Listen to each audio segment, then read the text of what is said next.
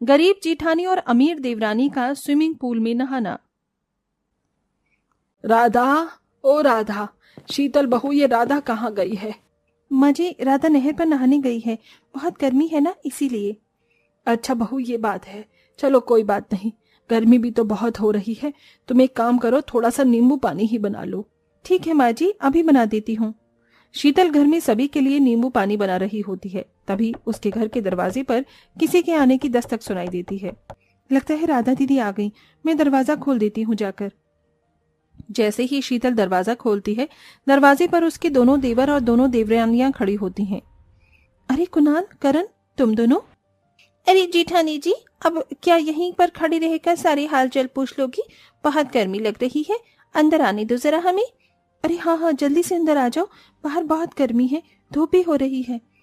शीतल ने इतना कहा ही था कि उसके दोनों देवर और दोनों देवरानियां घर के अंदर आ जाती हैं। जेठानी जी, जरा फ्रिज से ठंडा ठंडा पानी लेकर आना, बहुत प्यास लग रही है।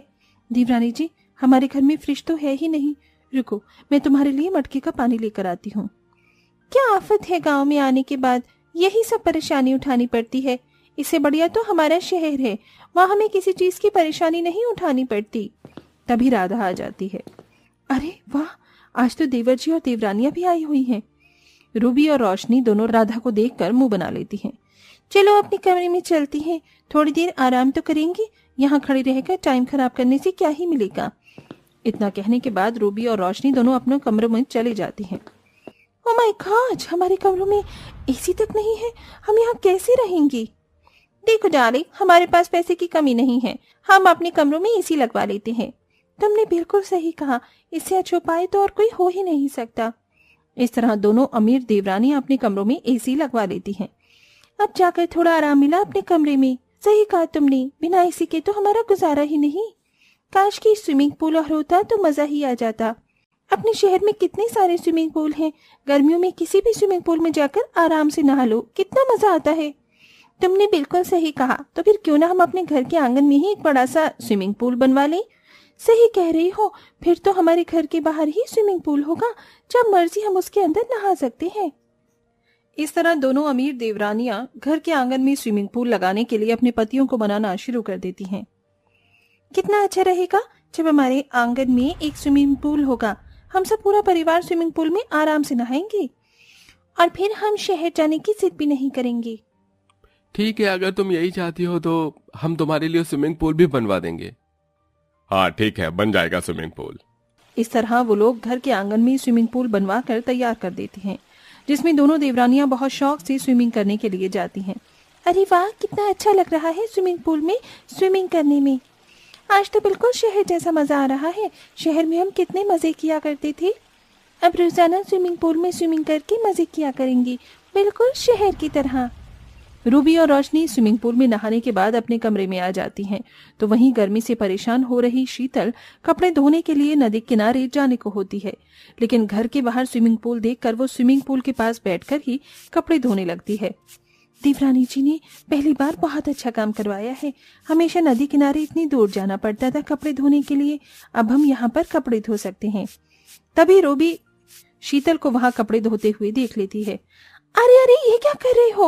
मुझे तो कुछ समझ ही नहीं आ रहा, आप लोग इतने गंवार कैसे हो सकते हो? ये एक स्विमिंग पूल है, इसे गंदा मत करो। अगर कपड़े धोने हैं तो कहीं और जाकर धो। स्विमिंग पूल ही सही, लेकिन है तो नदी की तरह ही गहरा भरा हुआ। जिठानी जी, स्विमिंग पूल और नदी में बहुत अंतर होता है, आपको समझा दिया है कि यहाँ कपड़े नहीं धोने तो नहीं धोने। रोशनी और रूबी इस तरह शीतल को वहां कपड़े धोने के लिए मना कर देती हैं। उनकी इस तरह की बातें सुनकर रोशनी की आंखों में आंसू आ जाते हैं। मेरी देवरानियां इस तरह क्यों करती हैं हमारे साथ? हाँ, अपने कमरों में एसी में आने तक नहीं देती। अरे पगली, रो क्यों रही है? तुझे स्विमिंग पूल में नहाना है? नहीं दीदी, बात स्विमिंग पूल में नहाने की नहीं है, बात यह है कि देवरानियां हमें कुछ समझती ही नहीं है। कोई बात नहीं, अगर उनके लिए उनका स्विमिंग पूल है तो हमारे लिए गांव की नदी है, नहर है, जो इस स्विमिंग पूल से लाखों गुना बहुत अच्छी है। इस तरह राधा शीतल को अपनी गांव की नहर पर ले जाती है। नहर का पानी बहुत ठंडा होता है। वो दोनों बहुत खुश होकर नहर पर नहाने लगती हैं। दीदी सच्ची बताओ, बहुत अच्छा लग रहा है यहाँ पर। मैंने तो तुझे कहा ही था, तू ही पागल थी जो उनके स्विमिंग पूल में जा रही थी। इस तरह बेचारी गरीब जेठानियां गांव की नहर में नहाकर स्विमिंग पूल का मजा ले लेती हैं और जब वो घर वापस आती हैं तो उनकी देवरानियां उनसे कहती हैं, आ गई तुम दोनों, देखो कल हमारी सहेलियां घर पर आ रही हैं, किसी भी चीज की परेशानी नहीं होनी चाहिए। कल हमारे घर पर स्विमिंग पार्टी है और कोशिश करना हमारी सहेलियों के सामने तुम दोनों मत आना। अरे हम क्या इस घर की नौकरानी है जो तुम हमसे इस तरह कह रही हो? हम गरीब हैं लेकिन इसका मतलब ये नहीं कि तुम्हारा जो दिल करेगा वो हमसे करवाओगी। अगर तुम्हारी सहेलियां आ रही हैं तो तुम्हें खुद उन्हें हैंडल करना चाहिए। इतना कहकर वो दोनों वहां से चली जाती हैं, जिसके चलते रूबी और रोशनी का मुंह बन जाता है। अगले दिन जब रोशनी और रूबी की सहेलियां घर पर आती हैं तो वो स्विमिंग पूल पार्टी करती हैं और बाहर से ही खाना मंगवा लेती हैं। अरे हमें किसी की जरूरत ही नहीं है, पैसा फेंको तमाशा देखो, हमारे पास इतना पैसा है कि हम कुछ भी कर सकते हैं। हमारी जिठानियों को लगता है कि उनके बिना हमारी जिंदगी चल ही नहीं सकती, बल्कि वो गलतफहमी में है। हम तो बहुत खुशी से अपने पैसों के साथ रह रहे हैं। इस तरह दोनों देवरानियों को पैसे का बहुत ज्यादा घमंड होता है।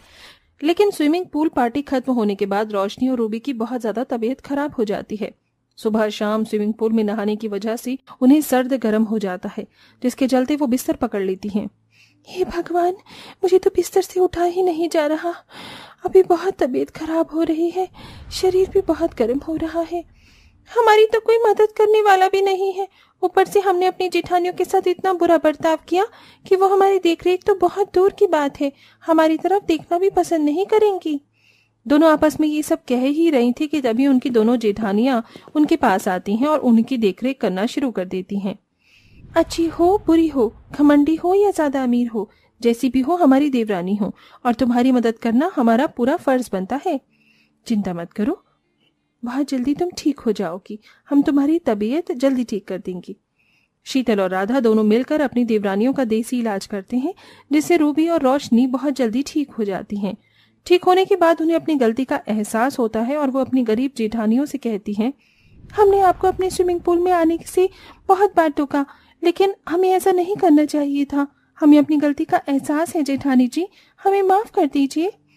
ऊपर से हमने आपको बहुत जलीकटी बातें भी सुनाई, अमीरी का घमंड दिखाया। हमें ये सब नहीं करना चाहिए था। आप चाहती तो हमारी तरफ ना देखकर अपनी मौज मस्ती में रह सकती थी, लेकिन आपने फिर भी हमारी मजबूरी में हमारी मदद की। आप दोनों बहुत अच्छी हैं। तुम दोनों को माफी मांगने की जरूरत नहीं है, तुम तो हमारी देवरानी हो, हमें तुमसे कोई गिला शिकवा नहीं है। ये हुई ना बात, आखिर अमीर देवरानियों को अपनी गलती का एहसास हो ही गया और जेठानियों ने माफी देकर अपना बड़प्पन दिखाया। इसे ही प्यार प्रेम कहते हैं। राधा और शीतल दोनों इस तरह अपनी देवरानियों को माफ कर देती हैं।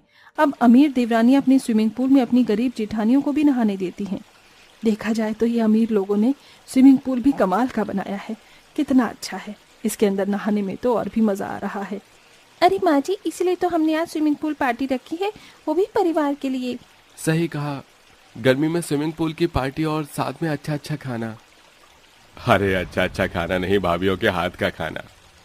तभी राधा और शीतल बहुत सारे पकवान बनाकर स्विमिंग पूल के पास लेकर आती हैं और साथ में ठंडा ठंडा शरबत भी लेकर आती हैं। अपनी शहर के अच्छे अच्छे शरबत तो बहुत पिए होंगे देवरानी जी, आज हमारे गांव का सत्तू का शरबत पीकर देखो।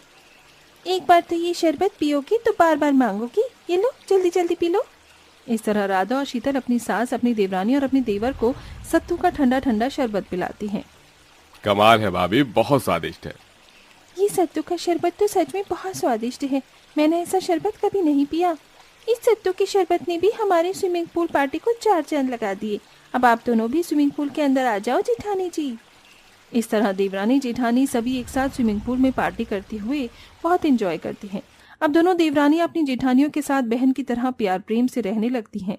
इसी के चलते चारों देवरानी जेठानी गर्मी की छुट्टियों को अच्छे से मनाती हैं और खुशी खुशी रहने लगती हैं।